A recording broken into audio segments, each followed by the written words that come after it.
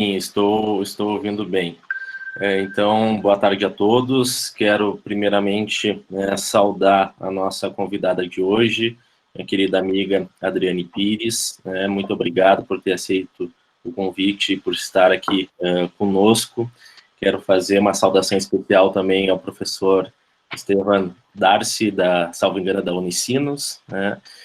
Quero registrar também a presença da professora Cláudia, que foi incansável na realização desse projeto de extensão Bate-Papo Criminal, que chega hoje na seu 24º encontro e nosso último encontro do ano, e por isso quero agradecer a todos os que estão conosco, todos os que apoiaram o projeto, que frequentaram, todos os alunos e alunas da casa, que sempre estiveram aí prestigiando os nossos eventos, e são vários que eu acabo não tendo condições de nominar, mas eu deixo um agradecimento especial a todos aqueles que fazem parte do nosso grupo de estudos e pesquisa do Desencarcerando.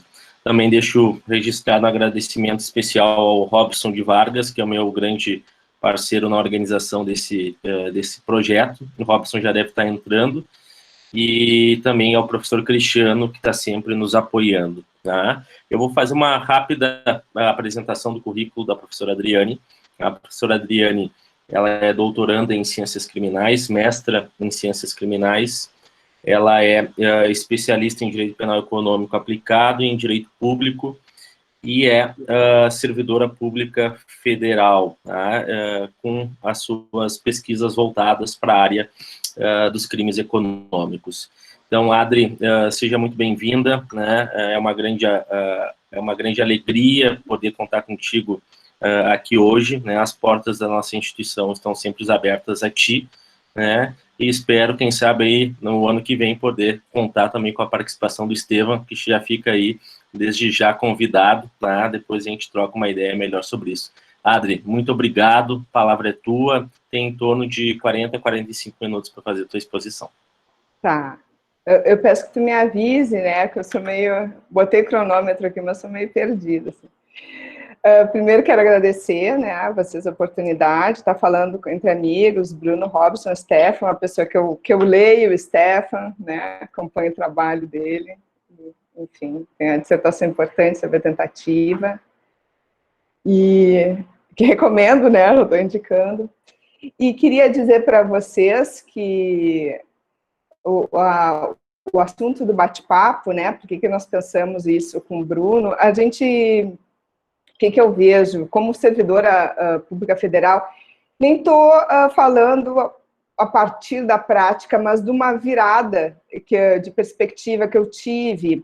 Eu, como o Bruno falou, eu sou servidora da Justiça Federal, Tribunal Regional Federal, há quase 20 anos, e esse ano me mudei para Florianópolis. Então, fui removida, estou trabalhando junto ao juízo de primeiro grau.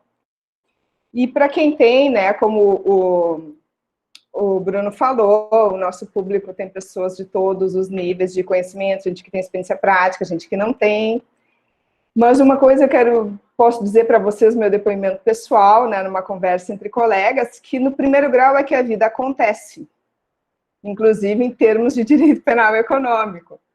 Então, algumas coisas que, às vezes, a gente... Um trabalho numa assessoria de um tribunal, falando rapidamente, é um trabalho de assessorar o desembargador a análise de um processo que foi julgado, já existe uma sentença que é objeto de um recurso e, a partir disso, você faz uma apreciação. A assessoria de um juiz de primeiro grau, ela é uma assessoria que implica trabalho a partir de investigação, medidas cautelares, quebra de sigilo. Então, a gente vê a vida acontecer mais rápido, até as mudanças, O acordo de não persecução penal, que ainda é uma discussão teórica no tribunal sobre retroatividade ou não, na vara federal, 7ª Vara Federal de Florianópolis, onde eu trabalho, já é uma realidade para nós.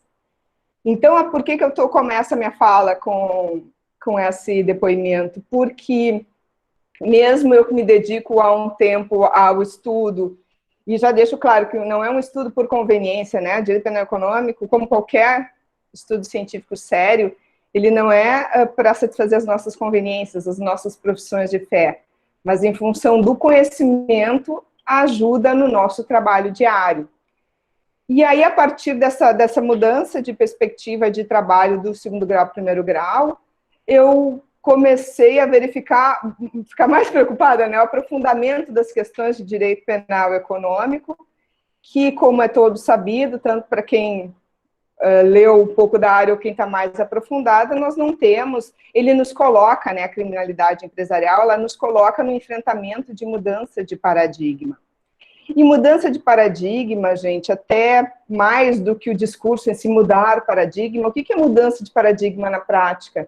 É o nosso enfrentamento teórico e prático dos efeitos dessa mudança de paradigma. Então, vou dar um exemplo prático para vocês. Né, os crimes tributários, crimes de gestão fraudulenta ou temerária, né, de empresa, para ficar um pouco mais palatável para as pessoas que não têm tanta afinidade com a área. O que ocorre? Aquele nosso padrão clássico de delito, que todo mundo dá o exemplo de um homicídio, de uma lesão corporal, né, onde nós temos uma imputação, facilmente imputação individual, né, a verificação de que alguém cometeu alguma coisa que afronta uma norma proibitiva, porque também uma postura que eu quero deixar bem clara aqui, a nossa mudança de paradigma, em muitos casos, e infelizmente alguns processos julgados pelos tribunais superiores, ela subverte a própria estrutura do direito penal. Então, por exemplo, o que eu quero colocar, né, me posicionar de cara, porque eu acho que a gente tem que ir falando, se posicionando, principalmente quando fala para colegas de menos experiência, mais alunos, né? Eu vim aqui justamente para ser uma militante, né, o estudo da ciência como resistência dessas premissas que erroneamente estão sendo adotadas em muitos julgados, que é a nossa vida prática. Por exemplo, que um delito de empresa basta ser diretor, né? Basta você estar numa posição, um cargo de direção para você ser responsabilizado, né? A responsabilidade por posição.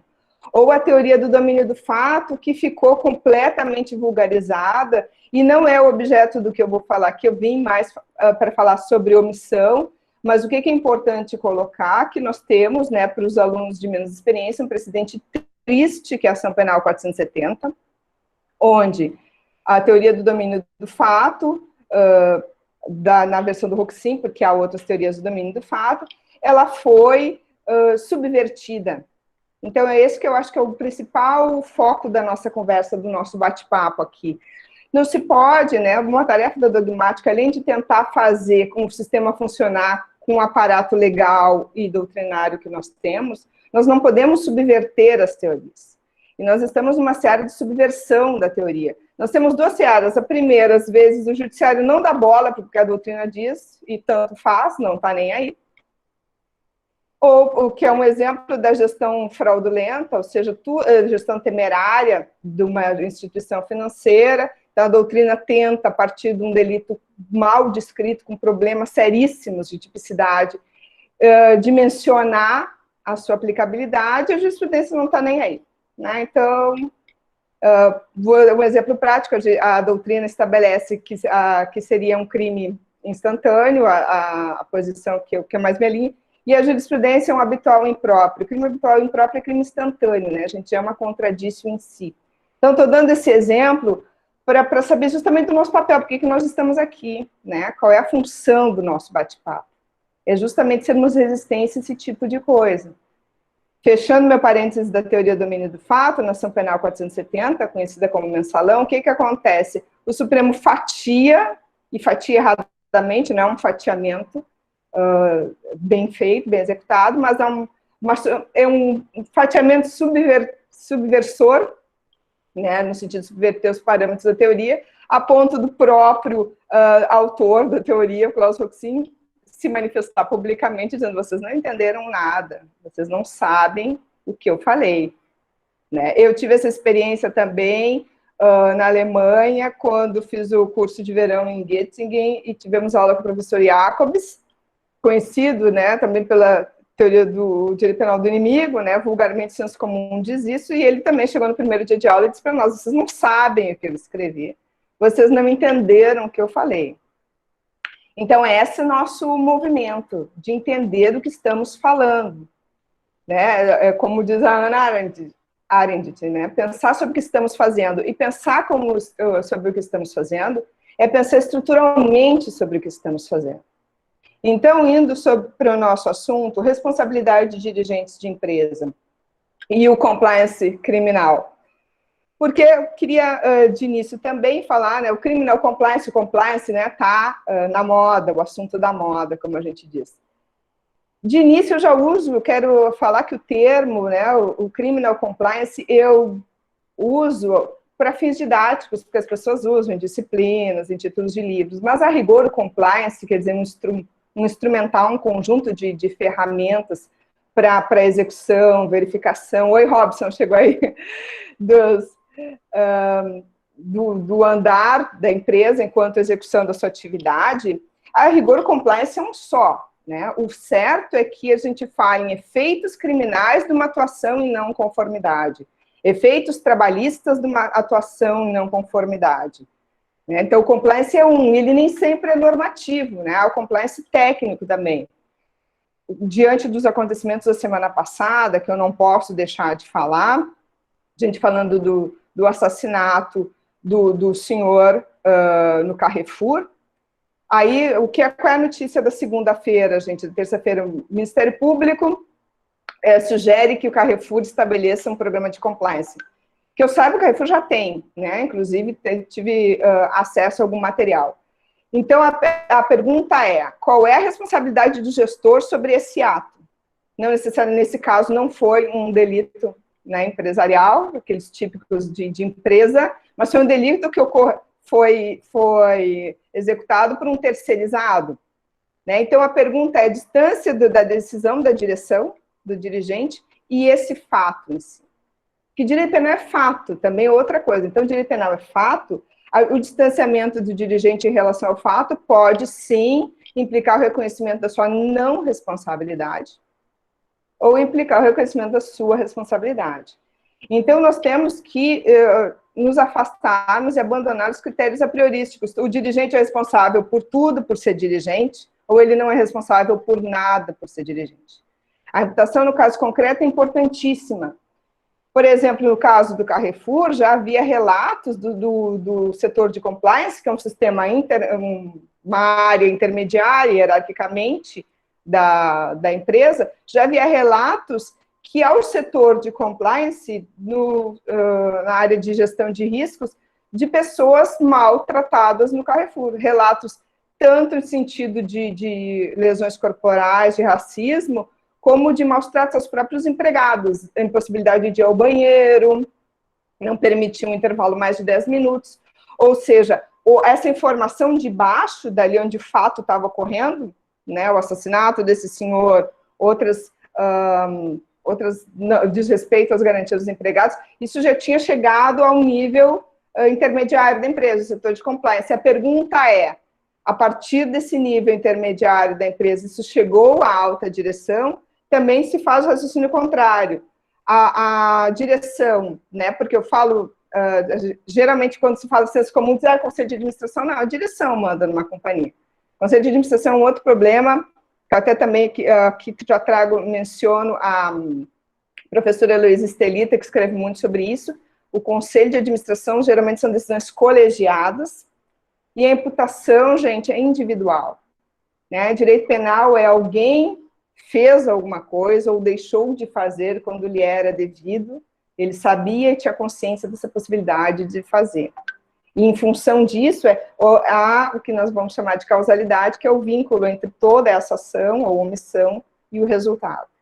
Então, uma estruturação de imputação exigível para que a gente possa falar seriamente, debater razoavelmente acerca da responsabilidade dos dirigentes de empresa. Então, o que está investigando agora no Carrefour, pelo que eu fiquei sabendo?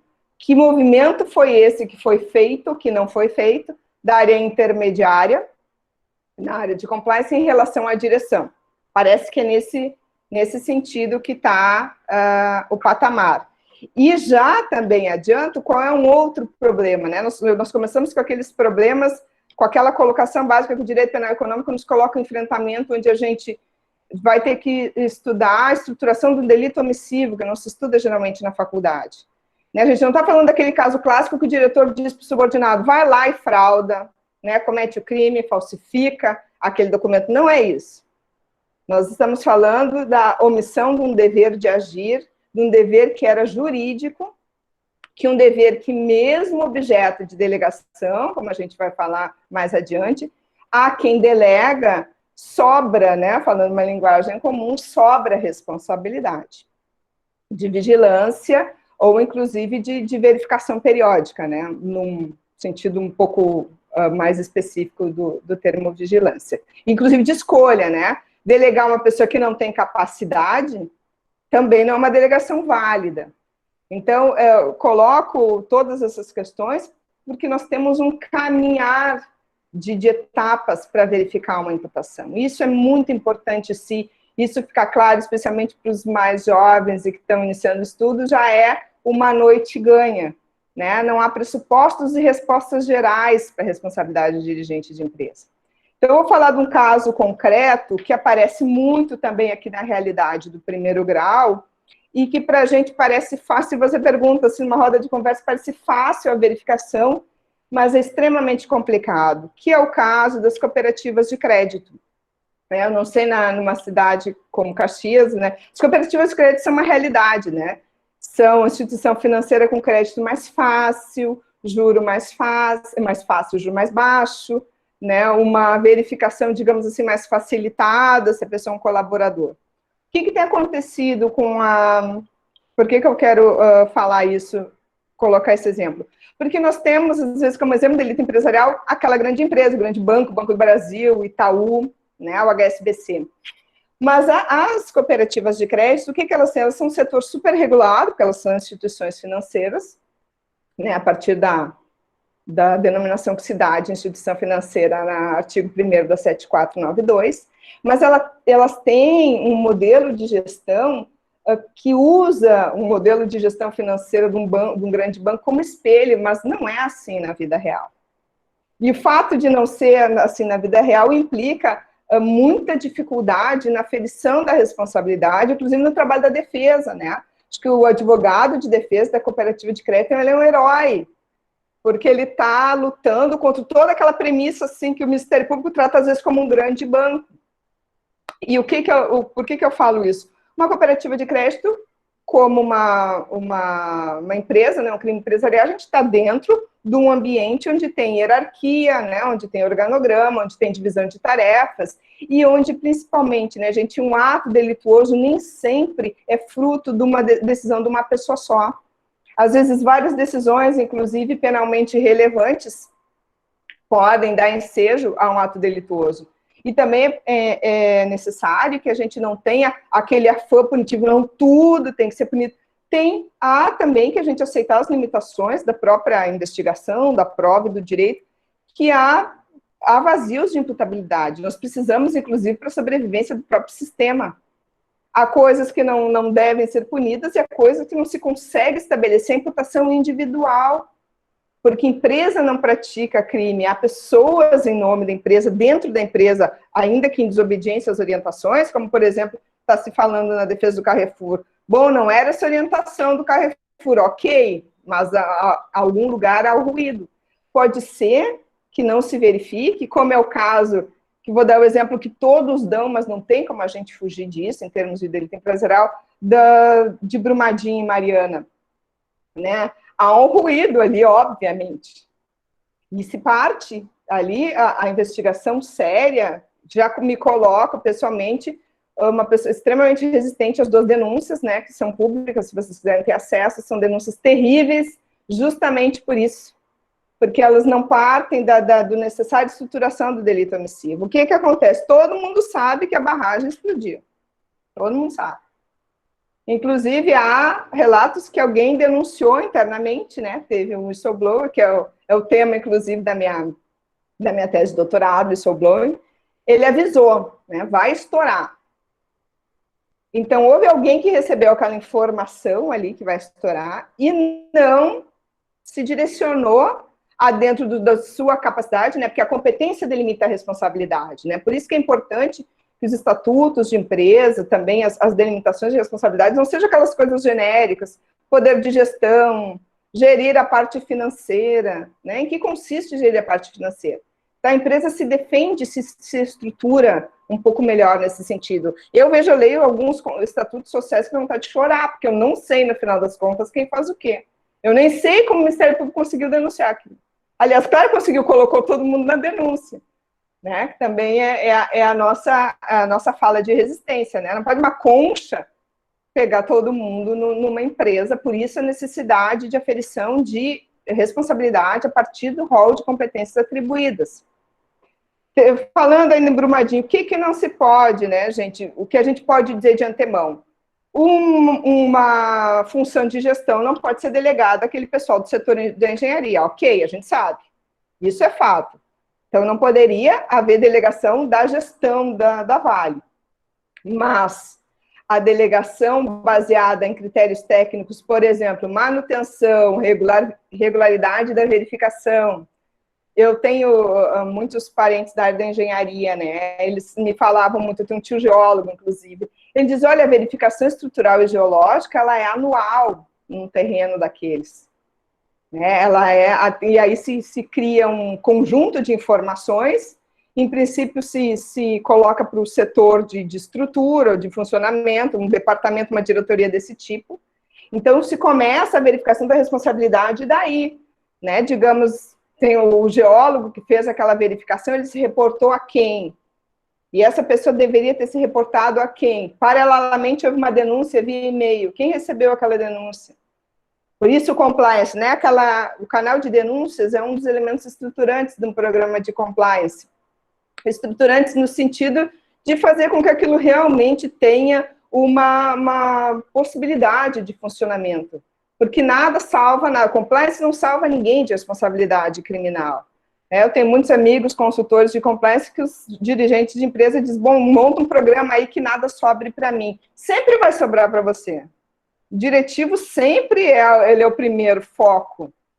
A defesa tem que se estruturar para comprovar que, por exemplo, o diretor da Vale, qual era um argumento defensivo dentro desse nosso exemplo. O diretor da Vale, por exemplo, se a defesa prova que ele, como diretor, delegou para esse departamento de estrutura, engenharia, manutenção, sei lá, mas não só delegou, mas deu todas as condições que eles agissem em conformidade, que eles evitassem isso.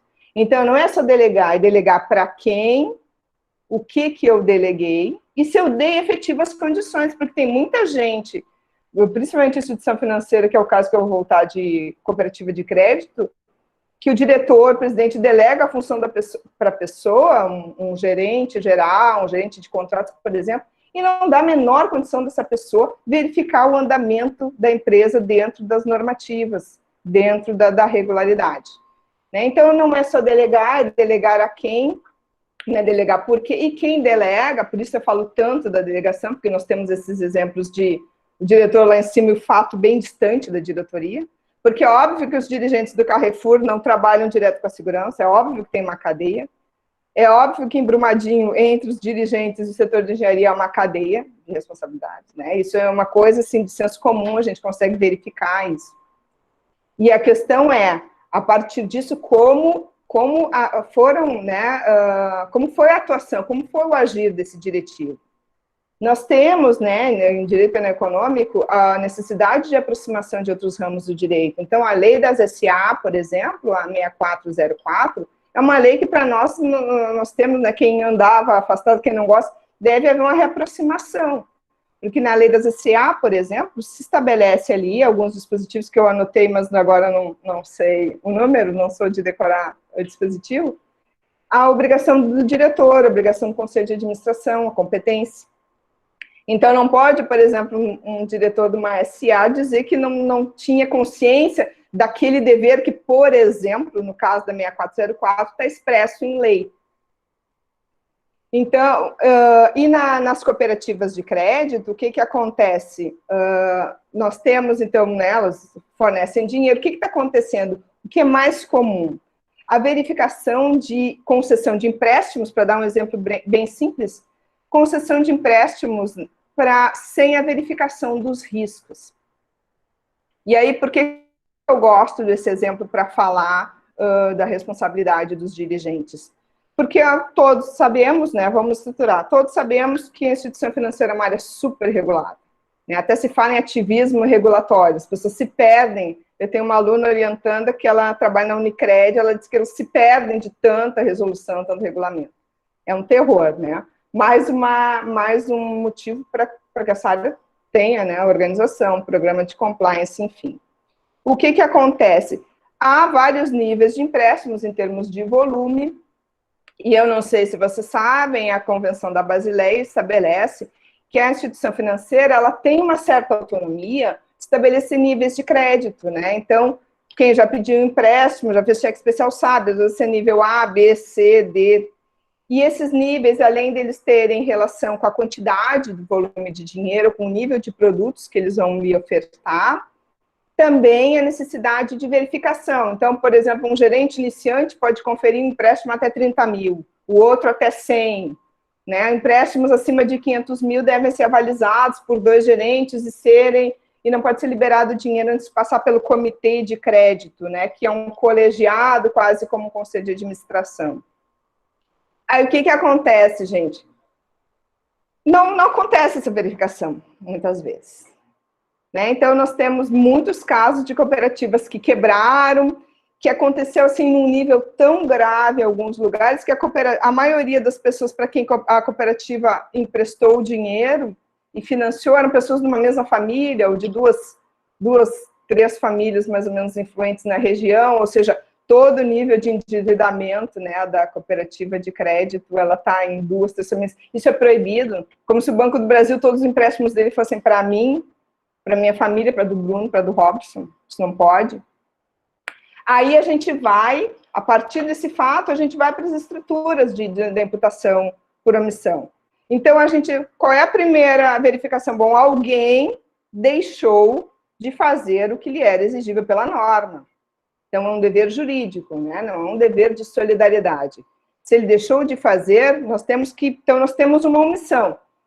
Agora, estou tratando, principalmente e direcionado aos colegas mais jovens, estou tratando da estrutura do delito omissivo.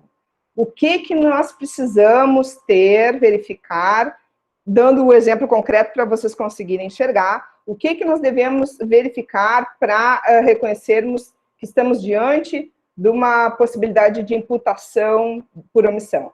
Então, houve uma omissão, bom, alguém não vigiou a concessão de empréstimos. Ok, houve uma omissão. Havia uma pessoa com dever de garantidor. O que é o garantidor? O garantidor é uma pessoa que tem um dever especial em relação ao bem jurídico. Por exemplo, um gerente geral de agência, ele tem o dever, principalmente nos caso de instituição financeira ou caso de cooperativa de crédito, um gerente geral, ele tem o dever de passar pedidos de empréstimos acima de determinado montante com alguns riscos. Por exemplo, a pessoa não tem um terreno para dar de garantia, não tem avalista, enfim. Ele tinha o dever de repassar essa informação de risco para o conselho de crédito, o comitê de crédito. Então, nós temos uma omissão e nós temos um indivíduo com dever de garante, porque a imputação é individual, gente. Temos vários garantes em níveis diferentes, né? Então, esse personagem, o garante, ele é uma etapa da imputação por omissão. Então, nós temos essa pessoa com dever de garante, nós temos um dever de agir. Qual era o dever de agir? Ele não poderia avalizar aquela concessão sem passar para o comitê de crédito, né? Então, nessas 3 fases, a omissão, a verificação que a pessoa tinha um dever de garante e o dever jurídico, né? São as fases que a gente fala, a fase da ação. Aí a gente tem a causalidade. O que é causalidade? A causalidade aqui na omissão. A causalidade é, em função meu não cumprimento do dever jurídico que me era exigível, ocorreu o resultado. Qual foi o resultado? Um empréstimo sem garantia. A pessoa não pagou e a pessoa não pagou e deu prejuízo ao banco, né? E esses atos, num conjunto, podem, sim, ser considerados, segundo a jurisprudência, dependendo se houve fraude, gestão fraudulenta, ou se foi um ato impensado, aquele gerente sem medo de ser feliz, que arrisca tudo na gestão de uma instituição, que é bens de terceiros, né?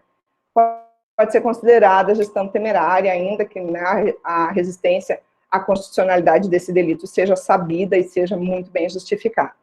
Enfim, então nós temos essas etapas, e após a causalidade, ou seja, esse vínculo entre a omissão e o resultado, o prejuízo, não pagamento, a gente tem que saber se isso pode ser imputado a alguém. Quem é esse alguém?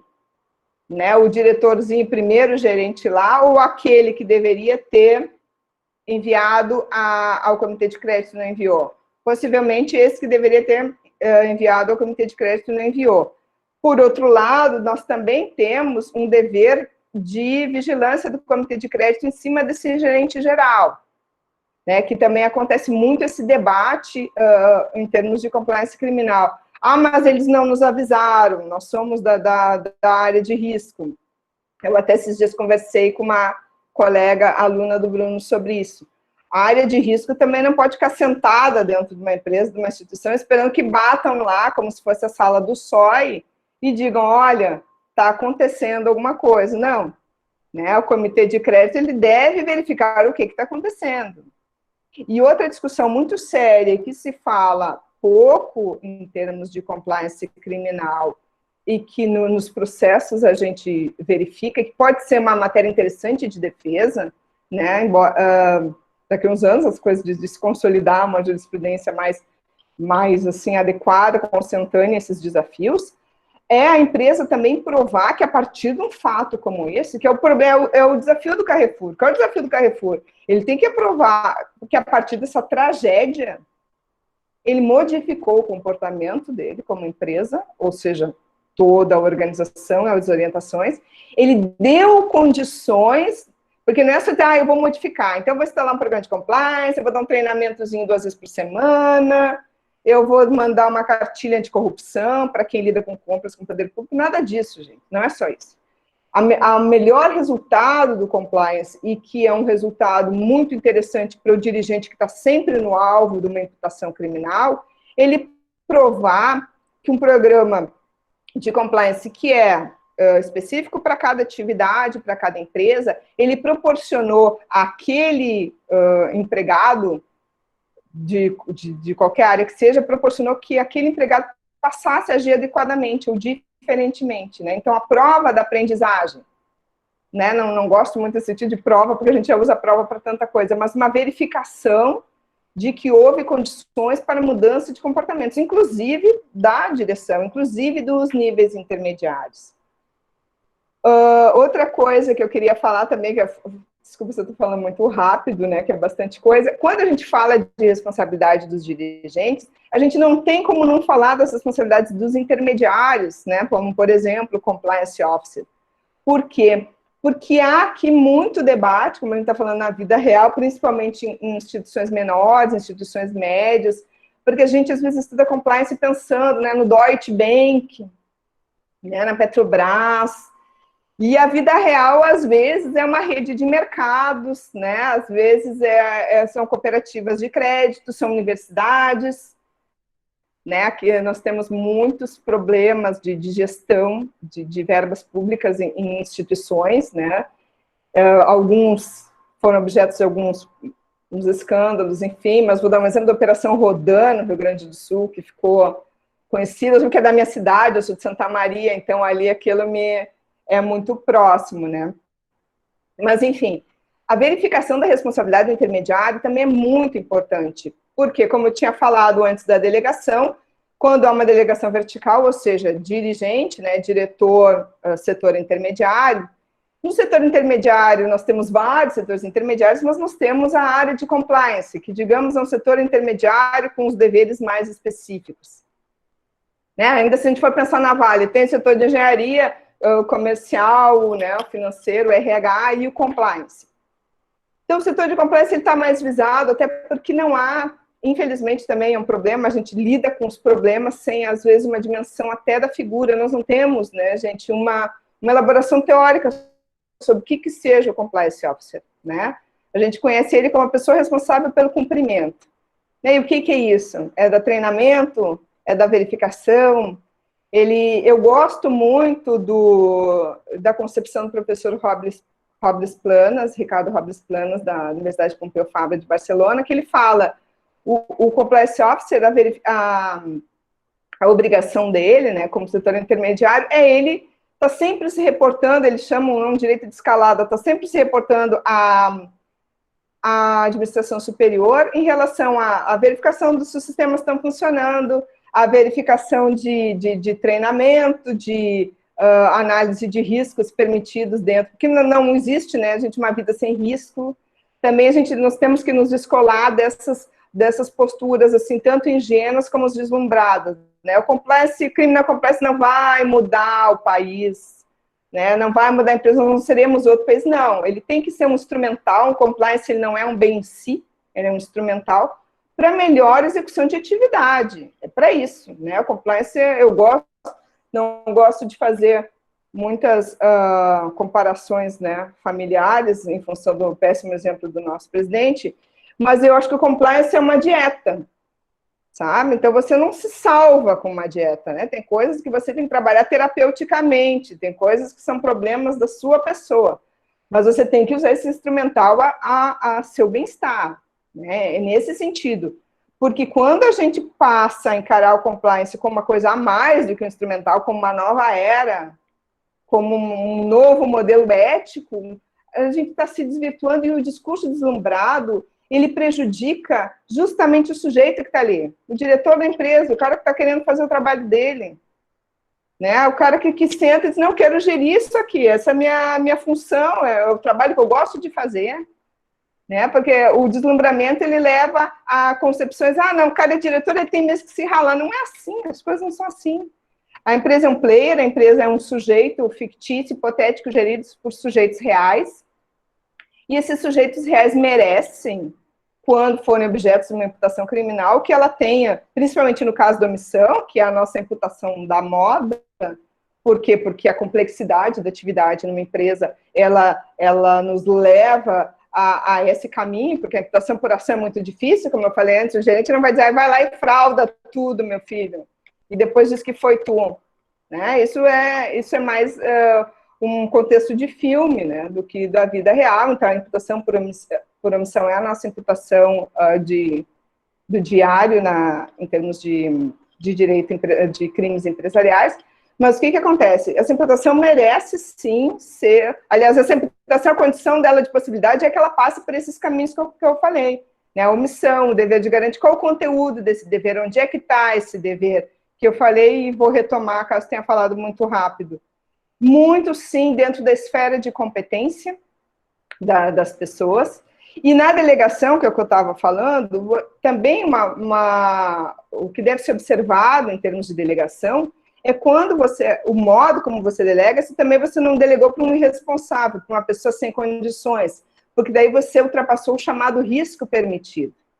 Porque quando você delega dentro do que era, né, se eu provo, falando em Brumadinho, se os diretores denunciados provam que eles deram todas as condições que aquele sistema de compliance ambiental funcionassem, é sim possível verificar a não imputação criminal deles. Pode ser que tenha civil, né, mas não criminal.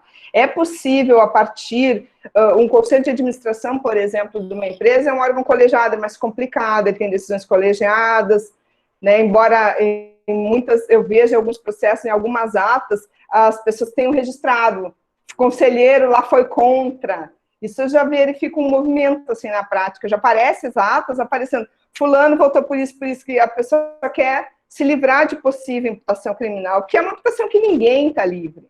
Né? Então, os moralismos acerca de, não, eu sou um diretor sério, para mim não vai cair nada, isso não é verdade. É muito antes, pelo contrário, está muito longe da verdade.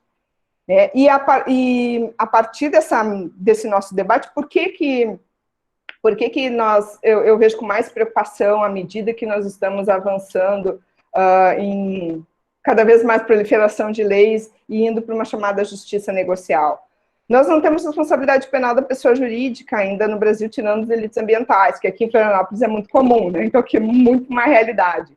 A nossa responsabilidade ainda está limitada aos delitos ambientais, embora nós tenhamos um projeto terrível, né? Mas que eu indico que vocês olhem, projeto de lei de modificação do Código Penal, que permite a responsabilização da pessoa jurídica para delitos econômicos. O que vai acontecer? Além de eu, tirando os elementos que me tornam resistente à responsabilidade penal da pessoa jurídica, que é um objeto para outro assunto, o que acontece, gente? Vamos conversar na prática. Eu acho que a responsabilidade penal da pessoa jurídica vai vir, né, para os delitos empresariais, ela vai vir de um jeito ou de outro, infelizmente. E o que vai acontecer? Vai ser uma fritura do funcionário. Que é o que eu vi nesse período que eu tive lá na Espanha. Porque o que nós temos? A gente já tem problema no inquérito policial, problema na investigação, problema nas medidas cautelares. O que nós temos no nosso novo problema? As investigações internas, né, as investigações internas corporativas. Então, o que vai ser? Se já se verifica, hoje nós temos a lei anticorrupção, que é a possibilidade de leniência fez o que nós sabemos, principalmente quem atua na Justiça Federal, a gente sabe, que na Petrobras houve uma fritura de alguns para a Petrobras fazer o acordo de leniência com a MPF sair bonitinha, ela já jogou os filhos no fogo. Vocês imaginam, vindo a responsabilidade penal da pessoa jurídica, como a gente verifica nos Estados Unidos e na Europa, que é um problema que a Espanha está enfrentando, o que acontece? Hoje, muito da atuação penal de advogado lá é advogado especializado em investigação interna. Então, ele vai lá, né, a empresa contrata um advogado externo e ele vai lá e faz uma investigação interna, auxilia, enfim. Quais são os problemas que estão acontecendo? A verdadeira caça às bruxas dentro da empresa, que implica o quê? Uma entrevista de empregado sem auxílio de advogado, verificação, a gente às vezes vê o exemplo mais fácil. Aí um colega esses dias estava conversando, ele disse, não, Adri, mas tem áreas que numa investigação interna, por exemplo, numa empresa, um dirigente tem o direito de mandar o investigador verificar e-mails corporativos. Ok, e-mail corporativo, a gente tem a questão da expectativa de privacidade. Então, eu tenho um e-mail, @Justiça Federal. Eu sei que esse meu e-mail, @Justiça Federal, ele está sujeito à verificação. Mas o meu e-mail, @Gmail, é meu. Né? Então, as expectativas de privacidade são diferentes. Né? O telefone funcional que a justiça me dá para atuar num plantão é uma coisa. O meu telefone é meu. Então, há esses exemplos mais fáceis de verificar quando você necessita de uma autorização judicial ou não necessita, é mais, digamos assim, tranquilo da gente debater. Mas vamos pensar na seara da empresa lá. O cara empregado tendo sido objeto de uma denúncia, ele vai lá na salinha do RH, vai ser entrevistado pelo advogado da empresa, não é advogado dele, para relatar, dar elementos, e se utiliza do discurso de que você tem obrigações decorrentes de um contrato de trabalho, e em função dessas obrigações você tem o dever de contar a verdade, ainda que você se afunde e se auto-incrimine. Então, nós temos um outro problema. Né? Ele é um problema em vias de agravamento. E nós temos que também, para vocês verem, o direito econômico nos obriga a uma reaproximação de outras áreas. Nós tivemos a reforma trabalhista, contrário ou não, um fato, ela enfraqueceu muito, muito, muito o papel dos sindicatos. Aí você pergunta, quem é que esse cara empregado vai contratar como advogado? Defensoria dá conta disso no Brasil? Não. Nem estadual, nem federal. Os advogados sindicatos, que seria, digamos, uma carta na manga, poderia. Gente, hoje não tem, sindicatos morreram. Isso acabou. Sabe? Então, isso é um problema que tem dentre muitos elementos esse, por exemplo, e que nós vamos ter, sim, a gente já tem uma fritura, um caça às bruxas, né? Então, você imagina se tiver responsabilidade penal da pessoa jurídica, como tem na Espanha, que daí verificando um programa, a verificação, hoje na Espanha, a verificação de um programa de compliance de verdade, ela inclusive afasta a tipicidade da conduta. Né? Em 2010, houve uma reforma que adotou o modelo de responsabilidade penal da pessoa jurídica na Espanha, e a existência de um programa de compliance, ela era uma atenuante, hoje ela é uma possibilidade, uma causa que possibilita afastamento da tipicidade. Vocês imaginam isso no Brasil, a fritura que vai ser, né? A não observância dos direitos fundamentais, privacidade, intimidade. Nós não temos, gente, um devido processo legal, um problema já no judiciário. O inquérito policial, que já são agentes públicos, delegados, promotores de justiça, já é um problema, né? Se quer quebra de sigilo por qualquer coisa, né? Daqui a pouco, então, uma briga de bar, eles vão querer quebra de sigilo, né? As medidas cautelares, às vezes o pedido é com uma fundamentação, que é um problema, gente, que também quero falar principalmente para os mais jovens, gente, estudem e analisem a questão discursiva atrás da postura, tanto da postura legislativa do texto legal, como a postura do operador do direito. Nunca ser mais fácil para a investigação foi um fundamento para se afastar a garantia. Isso não existe, isso não é direito penal. Né? Ainda que nós estejamos uma resistência minoritária e muitas vezes tida como ingênua, esse é o mínimo, esse é o paradigma que a gente não pode abrir mão. Então, quando a gente tem, numa exposição de motivos, num texto legal, uma justificativa para facilitar, porque se não for com delação, a gente não teria descoberto dinheiro, porque se não fosse com delação, não teria recuperado todo esse montante de valor para o erário. Ok, isso é importante. Mas o nosso paradigma de direito penal é uma atuação no Estado sujeito. A gente se transformar esse sujeito em objeto, nós perdemos o paradigma, então não é mais direito penal. Então, por isso eu falo com os colegas mais jovens da questão discursiva, não caiam no conto do vigário, né? Não caiam no canto da sereia lavajatista. A Lava Jato ela não é um marco de avanço, muito pelo contrário, é um marco de retrocesso. Ela é uma vergonha, né? Ela é triste para nós que lutamos, estudamos e batalhamos, né, pelo devido processo legal. Então, a pessoa do direito penal tem que acreditar na Constituição. Eu tive um aluno que disse, professor, não acredito na Constituição. Eu disse, querido, o que você está fazendo aqui? Entende? Então, é esse o nosso parâmetro, sabe? Então, é por isso que eu né, termino a minha conversa com isso. Não, analisem, estudem os discursos. Não há discurso neutro, gente, não há discurso sem ideologia. Não há processo legislativo que não tenha interesses, e interesses discursivos, interesse, inclusive, de omitir os discursos, omitir as intenções. A mentira é uma prática na política criminal, né? Por isso eu sou muito arendtiana, assim, leio muito, porque a mentira é uma prática na nossa política criminal. Tenham consciência disso. Obrigada, gente, era isso, não sei se passei. Passou.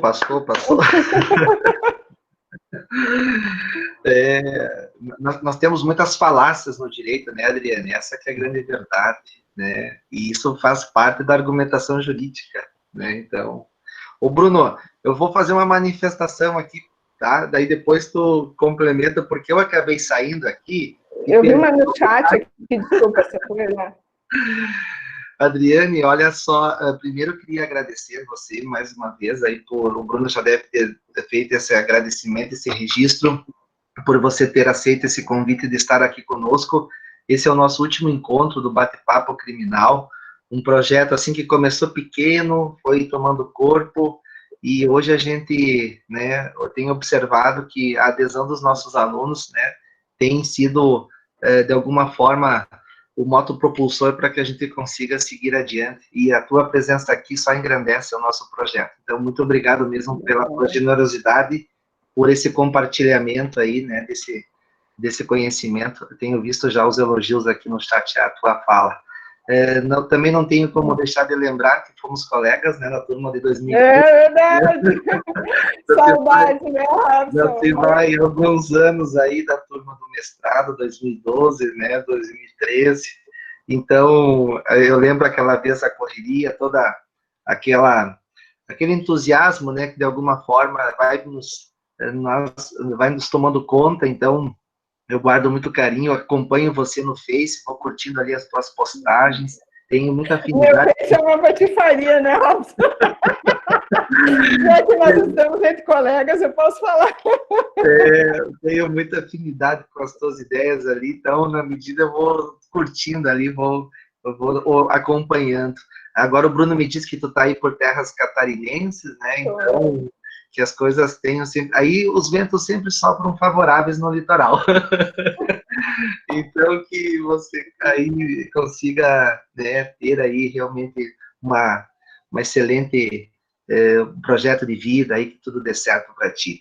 Eu queria, mais uma vez, também me dirigir ao Bruno, que eu sempre agradeço a nossa parceria aqui, a nossa amizade, porque o Bruno, Adriane, ele é incansável, né? Então, O Bruno se as coisas dão Bruno certo... é o coelhinho da Duracell aqui. Se as coisas dão certo, a culpa é dele. Se dão errado, a culpa é dele também. Mas é isso. Sinta-se abraçada, muito obrigado mesmo. E eu só queria depois, quando der um tempinho, eu fiquei só pensando assim, a importância dos programas de compliance me parece enormes. Mas assim, quem é que fiscalizaria esses programas depois? Não sei se tu conseguiria dar uma conferida. Na verdade, hoje, o programa no Brasil, como ele está especificado no artigo 7º da Lei Anticorrupção, ele serve muito para a empresa num acordo de leniência. Então, ele vai ser muito, digamos assim, fiscalizado pelos órgãos de persecução e de verificação, como a CGU, né, como o CAD, né, o Ministério Público não faz aquela brigalhada, né. Então, o que está acontecendo também já nas empresas? Às vezes, uma multa do CAD, né, gente, para quem não sabe, uma multa do CAD quebra a empresa. Acabou, total, tem. Né? E não é esse o sentido, né, da economia quebrar empresas, não é esse o sentido. Mas, às vezes, a pessoa tem um acordo de leniência no CAD, não consegue no TCU, ou tem uma delação no Ministério Público, mas aí isso está impedindo que foi narrado lá, que o CAD reconheça, digamos, a boa vontade. Então, hoje, a rigor, quem é que fiscaliza? Muito boa a tua pergunta, Robson, eu tinha esquecido. Quem tem condição de dar benefício, né? Então, se essa CGU verifica a plausibilidade daquele programa, que ele funciona, a empresa, sim, pode ter benefício, redução ali de pena. A lei anticorrupção é uma lei formalmente não penal, né? Ela é extrapenal, mas já há um debate sério se ela não seria penal por trás dos panos. Eu te confesso que eu não tenho opinião formada sobre isso, eu acho que não, em princípio, embora tenha muitos elementos de proximidade, mas acho também que faz parte da seriedade da pesquisa a gente não ter opinião formada sobre tudo, né? Então, eu não me posiciono. Em princípio, não. Acho que não foi por isso que ela foi pensada. Ela tem problemas seríssimos, que ela tem responsabilidade objetiva. Ela é pior que a FCPA americana. Então, eu acho, sim, que é uma discussão que a gente vai ter que começar a entrar. Mas o que está já entrando no Brasil? O conto do vigário, né? A verificação de compliance de papel, essas assessorias de compliance que o cara quer ganhar dinheiro a troco do empresário. E o empresário que dá emprego, que é a média e pequena empresa no Brasil, é quem está mais suscetível a cair no conto do vigário, né? Certo. Esse é o problema. A nossa realidade não é uma realidade de Deutsche Banks, né? As empresas no Brasil, elas têm um outro formato, né? Não, perfeito. Não, muito obrigado, Adriane. Eu vou passar a palavra para o Bruno, e acho que tem algumas coisas aí que o pessoal andou encaminhando. Mas, mais uma vez, muito obrigado mesmo. Obrigado, Robson. Excelente, Adri. Muito obrigado. Eu vou te passar algumas considerações que foram feitas aqui no chat, tá? Para que possa responder. O Clóvis, que é o nosso fotógrafo aí do nosso time, né? Ele faz a seguinte questão, né? A tecnologia em ascensão pode aumentar a possibilidade de comprometimento dos dados de compliance, apesar de não ser eficiente como estratégia de segurança? A Bruna também questiona, tá? Essa imputação se dá também pelas questões de assédio, que estava falando ali da responsabilidade do diretor por omissão, enfim. Vamos começar por essa. Tá, sim, eu acho que a tecnologia, sim, desculpa até se eu não... Só a parte final, a gente tem uma lei de proteção de dados que já veio velha, né, gente? Ela já está... A gente já tem um problema de até verificação da autoridade de proteção de dados, que na Europa já é uma realidade. Até agradeço pela pergunta, por que a noção dos dados seria tão importante, a tecnologia seria... Tudo é bem tudo é útil ser bem usado, né? Então, por exemplo, numa investigação interna, se você coleta os dados e faz esse tratamento dos dados, porque o tratamento dos dados, né, gente, que é outra disciplina que eu convido os colegas a estudarem, inteligência, tratamento dos dados, isso também é o nosso futuro. O tratamento dos dados, ele implica desde você coletar os dados até como você vai se desfazer deles.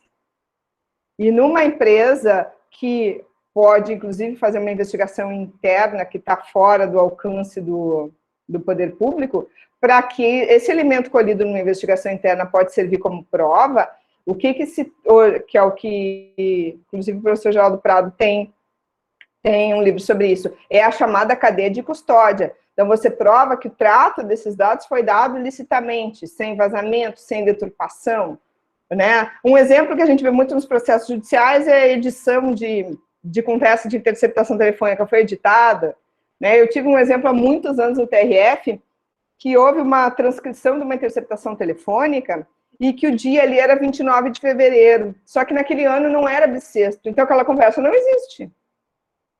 Então alguém ali sabe, e é uma coisa bem simples, né? Um trato do dado bem simples. Como é que eu vou... E a única conversa que incriminava determinada pessoa, dava indícios de incriminação, porque a interceptação por si só não pode ser base de condenação, mas ela era um ano bissexto, então aquela conversa não existe. Né? Então, é a importância do bom tratamento. Aquilo não existiu, aquele dia não existiu, aquela conversa não ocorreu. Inclusive, o magistrado mandou excluir aquele trecho dos autos. Né? E nós temos ainda outro problema, falando com um colega, a gente, na nossa Lei de Proteção de Dados, o artigo 4º, tem previsão específica que ela não se aplica à investigação criminal. E o ano passado, o presidente Rodrigo Maia instituiu uma comissão de juristas para trabalhar com um projeto de lei de proteção de dados para investigação criminal. Não sei quem faz parte dessa comissão, acho uma iniciativa interessante, e ali vai ter que ser tratada a cadeia de custódia. Então, acho que a tecnologia é utilizada a serviço dos princípios, né? Então, se eu não tenho um contraditório ali durante aquela investigação interna, uma diligência preliminar, eu tenho que ter a prova de que a cadeia de custódia foi observada, porque depois eu tenho que mostrar para a defesa, olha, eu colhi, você não se manifestou aqui, mas você tem que, eu estou provando para você que isso foi colhido de acordo com o que é legalmente exigido. Sobre compliance, a questão de assédio, sim, compliance trabalhista, né, me esqueci o nome da colega, o assédio é o tema do compliance do trabalhista, como eu digo, né, não é compliance trabalhista, os efeitos trabalhistas de uma atuação não compliance. Sim, as empresas, eu conheci algumas empresas nesse período que eu tive lá na Espanha, onde o RH foi subdividido e se criou, inclusive, uma parte, até o canal de denúncias foi dividido para receber denúncias exclusivas de assédio. Se dividindo ali, eles estabeleceram uma comissão simples, por exemplo, 3 funcionários do RH gerenciavam aquele canal de denúncias sob a supervisão do escritório externo, para não ter aquele problema de a pessoa não querer desagradar o chefe. Então, os 3 funcionários do RH recebiam denúncias de assédio, verificavam ali, sob a supervisão desse escritório, se era mesmo uma potencial atividade delituosa, um assédio mesmo, moral sexual, se era um comportamento meio antiético, é horrível, né? Antiético, não existe meio antiético. E aí seria uma possibilidade de ser de uma, sei lá, uma espécie de justiça restaurativa, uma verificação das condições, uma conversa, um treinamento. Então, acho, sim, no Brasil, eu acho que o assédio num programa de compliance, ele vai mesmo ser levado a sério, infelizmente, né, um problema para nós mulheres, quando foram várias pessoas, e quando ele for levado, eu não acredito, eu acho, né, eu sou mais, eu vou dizer, não tenho muita fé no compliance nesse sentido no Brasil, por isso que eu disse o compliance não é um deslumbramento, porque eu acho que é mais efetivo ser levado direto para a autoridade pública. Vocês vejam o exemplo da Globo, né? Esse Márcio Smelling, por isso que você estava falando, estava me lembrando. Gente, a Dani Calabresa, que é uma pessoa que, em princípio, a gente vê, né, uma mulher poderosa, com dinheiro, com poder, dentro da Globo, com espaço, ele ficou 2 anos assediando ela. Vocês imaginam a moça da produção, a figurante, né? E aí eu fico pensando, a Globo não tem o compliance, e aí apareceu esses dias também, claro que estou falando de notícias, nós podemos tentar contextualizar, Apareceu que o Adnet depôs numa espécie de investigação interna da Globo lá, que ele já sabia. Então, gente, isso era sabido, né? O problema do assédio é que ele precisa da força. É aquele caso do Me Too, né? Uma denuncia e vem 15 e aí ganha força. Infelizmente, o trabalho solitário eu acho muito difícil. Eu confio mais ainda na investigação pública, na delegacia da mulher.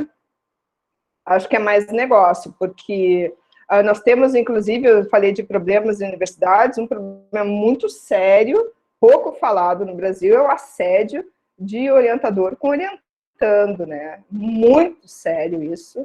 Eu tenho colegas que trabalham com depoimento sem dano, né? Que é uma coisa que começou com os crimes sexuais de crianças, e o que tem surgido dos assédios dentro dos ambientes acadêmicos, assim, é uma coisa, pavorosa, eu não imaginava que fosse desse nível.